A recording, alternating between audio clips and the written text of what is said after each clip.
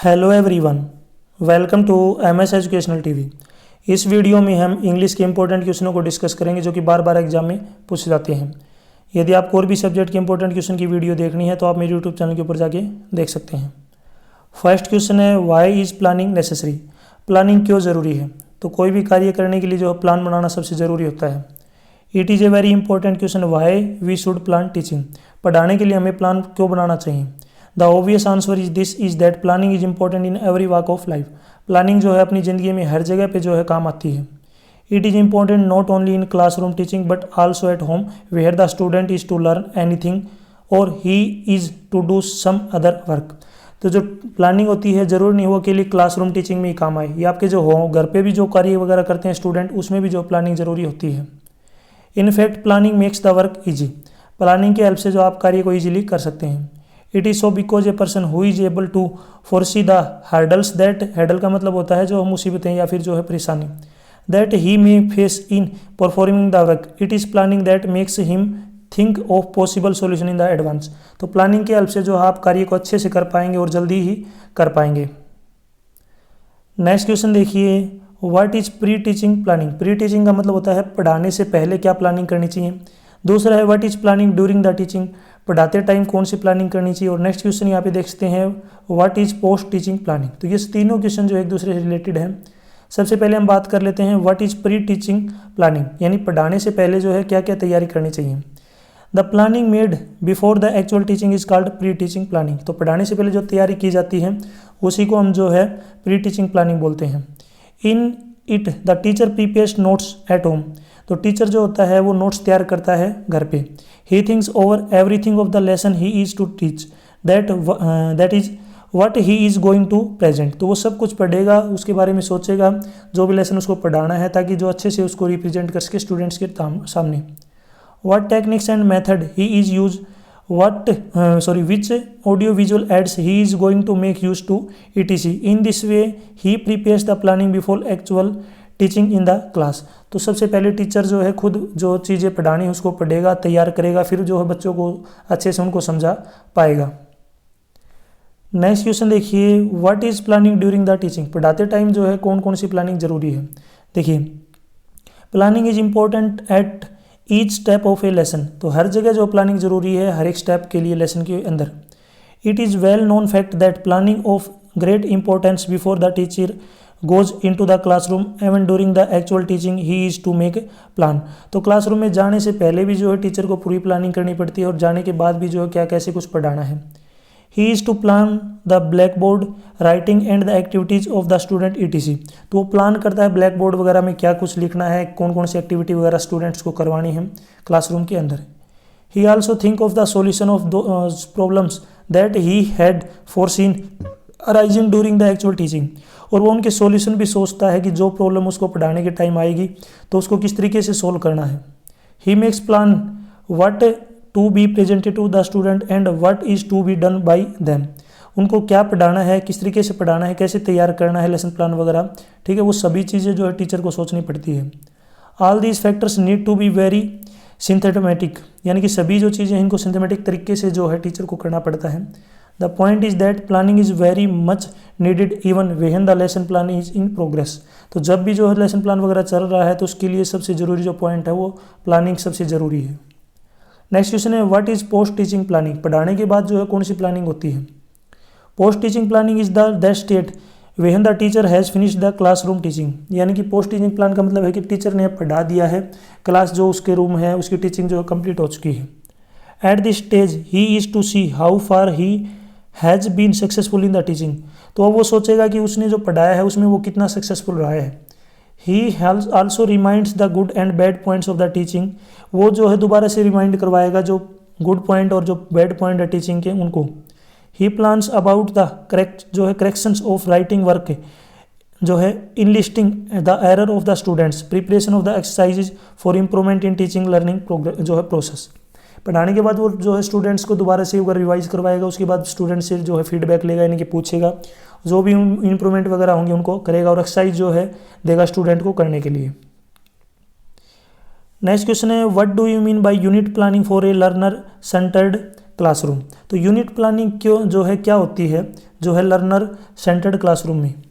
देखिए, unit planning for a learner centred classroom is developed by the teacher and serves a long range plan. ये जो unit जो planning होती है, ये लॉन्ग टाइम के लिए जो प्लानिंग होती है जो है टीचर के द्वारा तैयार की जाती है स्टूडेंट्स के लिए। It contains multiple lessons that are related. वो क्या करते हैं, मल्टीपल जो हैं इसके अंदर मल्टीपल लेसन होते हैं जो एक दूसरे से रिलेटेड होते हैं। It can occur through a variety of approaches in this unit planning. The effectiveness of the teacher has to do with the ability to design and implement instruction that promotes learning। इसमें जो teacher है वो अच्छे से जो है unit plan तैयार करेगा, उसको अच्छे से इफेक्टिव बनाएगा, डिज़ाइन करेगा कि किस तरीके से स्टूडेंट को अच्छे से वो चीज़ें समझ में आ सके। So we can say that unit planning is the concept map to provide teachers and student with the advanced organizer of the concept and enduring understanding of the unit। तो टीचर को जो है बच्चों को पढ़ाना पड़ेगा, उसके लिए जो है अच्छे से तैयार करना पड़ेगा कि किस तरीके से यूनिट जो है प्लान तैयार किया जाए ताकि स्टूडेंट्स को अच्छे से समझ में आ जाए कम टाइम के अंदर। नेक्स्ट क्वेश्चन है, what do you mean bye lesson plan. नाम से ही पता चल रहा है आपको लेसन प्लान यानी कि प्लान करना लेसन का। ठीक है, word lesson plan is a combination of two word lesson and plan. ये लेसन प्लान है दो वर्ड से मिलकर बना है, लेसन और प्लान से। दस lesson plan means preparing and planning for the lesson, यानी कि लेसन को तैयार करना और उसके लिए जो है प्लान करना। लेसन प्लान का मतलब होता है planning of a topic the teacher has to teach in the class. जो है टीचर को जो है पहले ही प्लानिंग करनी पड़ती है टॉपिक को कैसे पढ़ाना है, क्या कुछ पढ़ाना है। फॉर हाउ मच टाइम, और कितनी देर में पढ़ाना है। विद विच मैथड ही या she is going to teach, किस तरीके से बच्चों को पढ़ाए गए। ठीक है, what teaching learning aids will be use for teaching. Aids का मतलब होता है कौन कौन सी चीज़ें यानी इंस्ट्रूमेंट यूज़ किए जाएंगे बच्चों को पढ़ाने के लिए। तो नॉर्मल से आपको पता है ब्लैक बोर्ड वगैरह, बुक्स या फिर जो है चौक, डस्टर, इन सब की जो है हेल्प पड़ती है normally. These all things are the described in the lesson plan. ये सभी चीज़ें जो लेसन प्लान में डिस्क्राइब की जाती हैं। By these all planning, a teacher prepares a lesson plan and also know the mental level of the students, objectives of the lesson etc। यानी कि जो टीचर है वो इस तरीके से प्लान करता है क्योंकि उनको बच्चों के लेवल का पता होता है। ठीक है, उसी के अकॉर्डिंग वो लेसन प्लान को तैयार करते हैं। According to C.V. Good, a lesson plan may be defined as a teaching outlines of the important point of the lesson arranged in the order in which they are to be presented. यानी कि lesson plan का मतलब ये है कि teacher किस तरीके से पढ़ाएगा उसका एक पहले से आउटलाइन तैयार कर लेगा। ठीक है, स्टार्टिंग से और लास्ट तक किस तरीके से पढ़ाना है, क्या क्या पॉइंट कवर करवाने हैं। इट में include objectives, points to be asked, reference materials, assignment etc। तो वो सभी जो इसके अंदर इंक्लूड किए जाएंगे मटेरियल वगैरह, असाइनमेंट, ऑब्जेक्टिव, सब कुछ जो, और साथ ही साथ जो पॉइंट स्टूडेंट पूछ सकते हैं वो सभी इंक्लूड होंगे। नेक्स्ट क्वेश्चन की बात करते हैं, what are the aims and objective of the lesson plan. यानी कि लेसन प्लान क्यों ज़रूरी है, क्या कार्य है इसका, क्या उद्देश्य है, ये हमको बताना है। तो देखिए पहला देखिए, to give a define shape to the teaching work. यानी कि जो पढ़ाएंगे उसको एक पहले से एक शेप दे देने की, इतना पढ़ाया जाएगा उसको पहले से डिस्क्राइब कर दिया जाएगा। नेक्स्ट है to provide a defined direction to the teacher regarding this topic. और जो लेसन प्लान अगर पहले से तैयार हो जाता है तो टीचर उसी के अकॉर्डिंग जो उसी डायरेक्शन में पढ़ाएगा, उस टॉपिक से हटके जो अलग से कुछ नहीं पढ़ाएगा। Next to save time and energy of the teacher as well as students. इसके हेल्प से जो है क्या होगा, टीचर का और जो स्टूडेंट का टाइम बचेगा और एनर्जी बचेगी। फोर्थ पॉइंट है to ensure continuity in the teaching learning process. और इसके हेल्प से जो है टीचिंग लर्निंग जो प्रोसेस है वो लगातार चलती रहेगी। नेक्स्ट है to help the teacher in getting जो है mastering over the subject and the content. इसके हेल्प से जो टीचर है वो भी अपने जो सब्जेक्ट है उसमें जो अच्छे से पकड़ हो जाएगी। ठीक है, और कंटेंट को जो अच्छे से डिस्क्राइब कर पाएगा स्टूडेंट को। नेक्स्ट पॉइंट है to develop self confidence in the teacher. Teacher के अंदर जो है सेल्फ कॉन्फिडेंस जो है जगेगा यानी कि डेवलप होगा। नेक्स्ट पॉइंट है to select appropriate teaching learning material. इसके हेल्प से जो टीचर पहले से ही जो मटेरियल तैयार करेगा कि आज ये टॉपिक पढ़ाना है, इसमें हमें किस चीज़ की ज़रूरत पड़ेगी। नेक्स्ट पॉइंट है to plan the blackboard work for teaching learning process. यानी कि वो ब्लैक बोर्ड का जो है किस तरीके से काम लेना है, क्या प्लान करना है, वो सभी चीज़ें पहले से ही जो तैयार हो जाएंगी।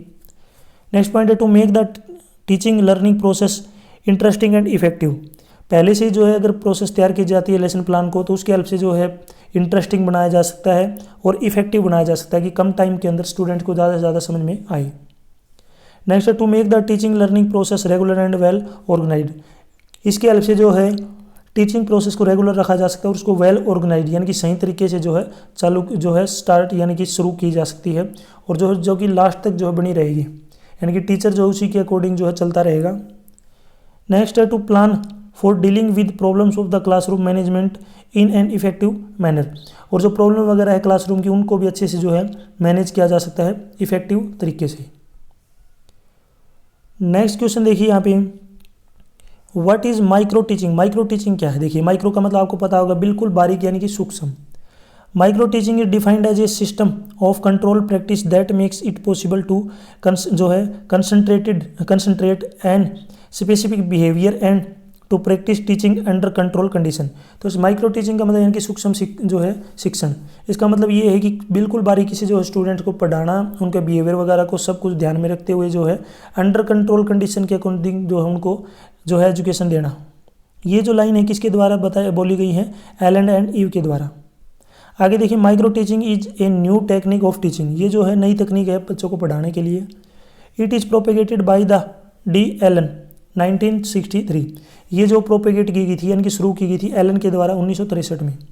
Letter many others in the USA, UK and Netherland did pioneering work in micro teaching. उसके बाद जो यूएसए, यूके और नीदरलैंड के अंदर भी जो है माइक्रो टीचिंग के ऊपर वर्क होता रहा। Micro teaching in India was introduced in 1967 at central pedagogical institute Allahabad. उसके बाद जो है इंडिया में 1967 में जो है सेंट्रल पेडागोजी इंस्टीट्यूट है इलाहाबाद में, उसमें स्टार्ट की गई। Later it is practised by the all college of India. सभी जो कॉलेज है इंडिया के उनमें जो स्टार्ट हो गई है। The aim of introducing micro teaching is an attempt to modify the teachers behaviour to get educational objective. इसका जो मुख्य उद्देश्य था वो था जो टीचर हैं उनको मॉडिफाई करना यानी कि बिहेवियर में चेंज करना, ताकि वो एजुकेशनल जो ऑब्जेक्टिव्स हैं, जो पढ़ाई है उसको अच्छे से जो है स्टूडेंट्स तक पहुंचा सके अपने जो है उसकी मटेरियल को, नॉलेज को। It deals with the practising one skill at a time. इसमें जो एक टाइम में एक ही जो स्किल है उसके ऊपर जो प्रैक्टिस की जाती है। In micro teaching a new approach is applied to provide feedback to people teacher for improving his teaching practice.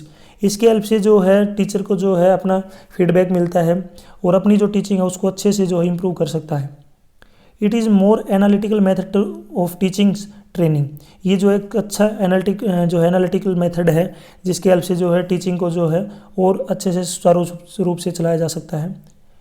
एक तरीके से आप ये मान लो टीचर की ट्रेनिंग है। It is also called scaled down teaching. इसको हम स्केल डाउन टीचिंग भी कहते हैं। In which there are 10 student.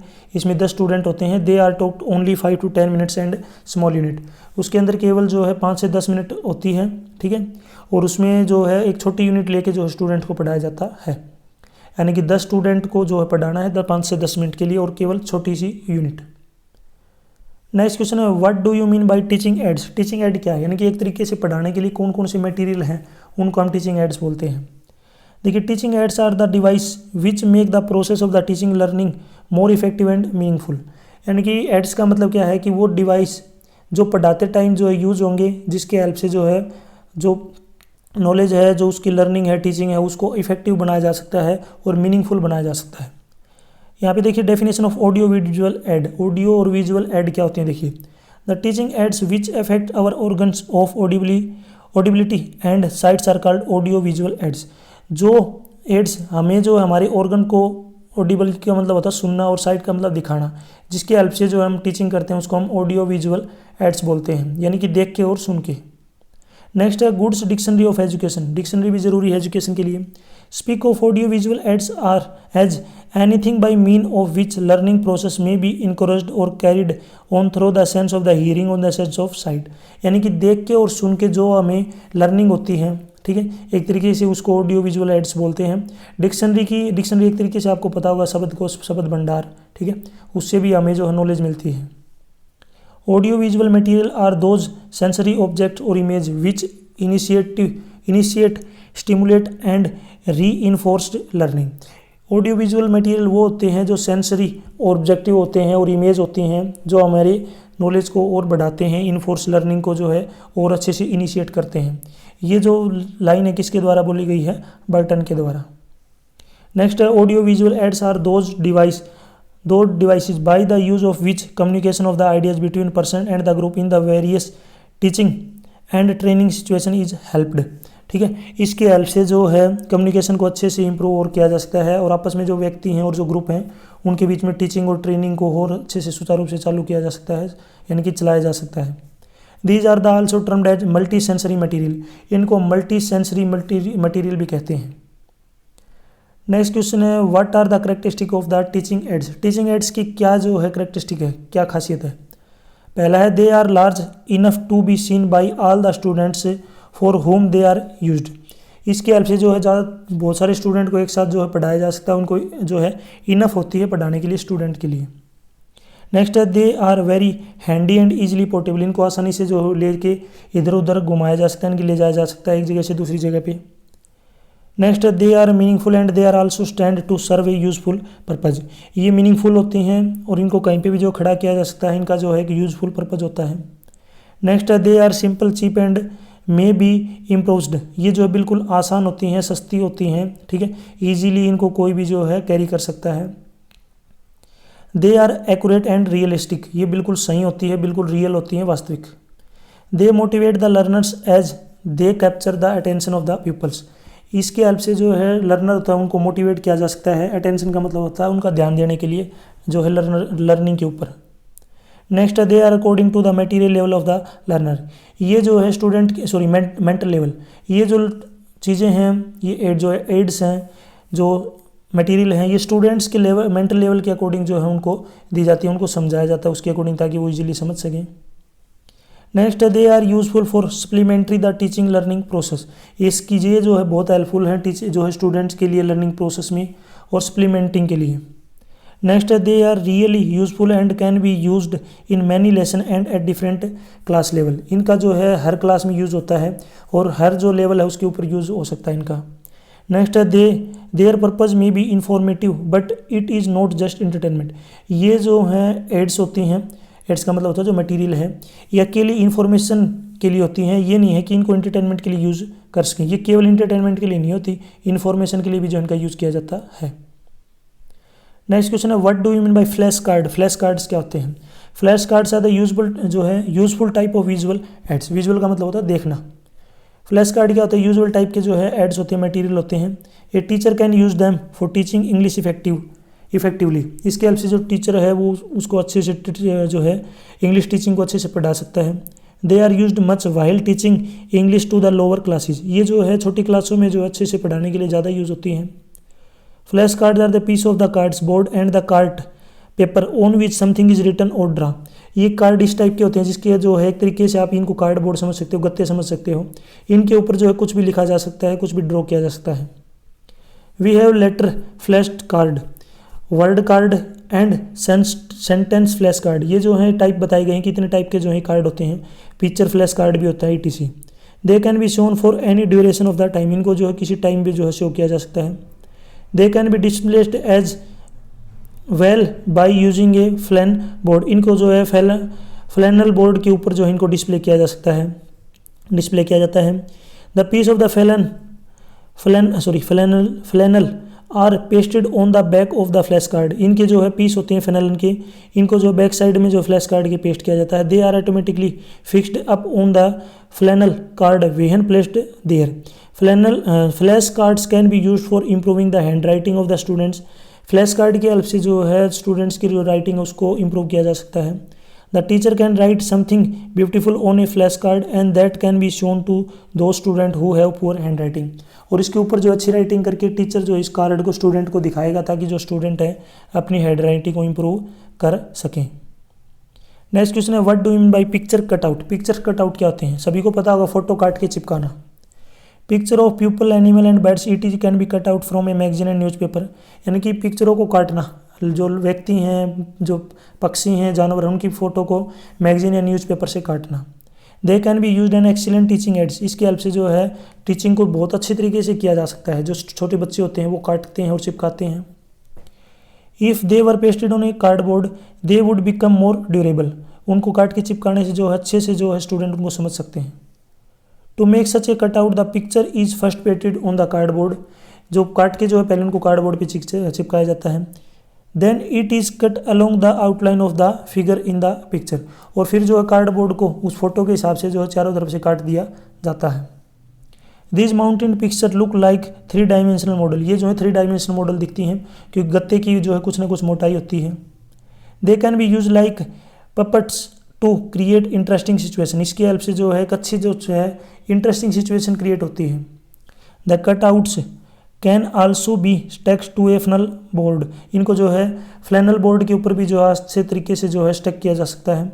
Magnets may be also use to display the cutouts, और मैग्नेट की हेल्प से भी यानी कि चुंबक की हेल्प से भी जो इनको पकड़ के जो है शो किया जा सकता है। They also be made to stand on a table by fixing a piece of wood as a pedestal, और किसी भी जो है बोर्ड के ऊपर इनको स्टैंड करके जो है दिखाया जा सकता है लकड़ी के टुकड़े की सहायता से। What do you mean by chart, chart क्या होते हैं? तो सभी को पता होगा चार्ट क्या होते हैं। जैसे छोटे बच्चे हैं उनको ABCD पढ़ाने के लिए जो चार्ट यूज किया जाता है। Chart are visual aids, visual का मतलब होता है देख कर पढ़ना। They prove very useful in the process of teaching learning, ये जो है बहुत ज़्यादा हेल्पफुल है टीचिंग के लिए। A teacher can use charts to serve process of the teaching learning, इसकी सहायता से जो टीचर है वो टीचिंग को अच्छे से कर सकते हैं। A teacher can use charts to serve many purpose, एक चार्ट की हेल्प से जो टीचर बहुत सारी चीज़ों को जो समझा सकते हैं। He can makes his teaching interesting by making use of the charts, यानी कि चार्ट की हेल्प से जो टीचर है इंटरेस्टिंग बना सकता है चीज़ों को पढ़ाने के लिए। In fact, the teacher is able to cover up many personal lacks with the help of chart while using them during the teaching. पढ़ाते टाइम यदि टीचर चार्ट यूज़ करता है तो बहुत सारी जो चीज़ें हैं या फिर जो है कमी है उनको चार्ट की हेल्प से पूरा किया जा सकता है। जैसे आपको पता होगा जैसे इंडिया का मैप वगैरह ये सभी क्या है चार्ट है। Charts are graphics means of presenting a variety of the relative materials on a large sheet of paper, यानी कि कोई भी चीज़ को जो है बड़ी शीट के ऊपर दर्शाना ही क्या एक तरीके से चार्ट है। It is with the help of charts that teacher can present in class all complicated things effectively in the classroom. Chart की हेल्प से जो टीचर है जो भी चीज़ें कॉम्प्लिकेटेड हैं उनको इफेक्टिवली क्लास में पढ़ा सकता है ताकि स्टूडेंट्स को समझ में आ सके। He can do it in the shortest possible time, ये जो है कम से कम टाइम के अंदर उसको टीचर जो है पढ़ा पाएगा, बच्चों को समझा पाएगा।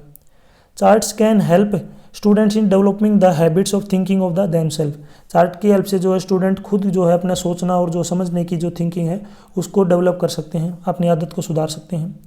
The teacher can arouse the interest in the student of the students in the subject material, teacher भी जो है स्टूडेंट का जो इंटरेस्ट है उसके अंदर सब्जेक्ट मैटर के अंदर जो है बढ़ा सकते हैं। दस the students become more active in the class studies, इसकी हेल्प से जो स्टूडेंट है वो ज़्यादा एक्टिव रहते हैं क्लासरूम के अंदर पढ़ते time. The size of the chart should be a large enough so that it may easily be seen to the student in the classroom. It should be easy to handle. Chart का size कम से कम ऐसा होना चाहिए कि पूरी class में सभी बच्चों को आराम से दिख सके, ठीक है, और ये इजी टू हैंडल होना चाहिए जिसको आसानी से कहीं भी लेके जो है ले जाया जा सके, किसी भी क्लास में जो है स्टूडेंट्स को दिखाया जा सके। यहाँ तक जो वीडियो अपनी कंप्लीट हो चुकी है, वीडियो अच्छी लगी तो उसको लाइक करें, अपने दोस्तों के साथ जरूर शेयर करें। यदि आपको और भी इंपॉर्टेंट क्वेश्चन की वीडियो देखनी है तो आप मेरे यूट्यूब चैनल के ऊपर देख सकते हैं। और यदि आपको प्रीवियस ईयर की question paper, exam notes, lesson plan और प्रैक्टिकल फाइल की PDF डाउनलोड करनी है तो इसी वीडियो की डिस्क्रिप्शन में आपको वेबसाइट का लिंक मिल जाएगा, वहाँ से आप डाउनलोड कर सकते हैं। और यदि आप मुझे फेसबुक, इंस्टाग्राम और टेलीग्राम पर फॉलो करना चाहते हैं तो उसका लिंक भी आपको इसी वीडियो की डिस्क्रिप्शन में मिल जाएगा, वहाँ से आप मुझे फॉलो कर सकते हैं। Thanks for watching.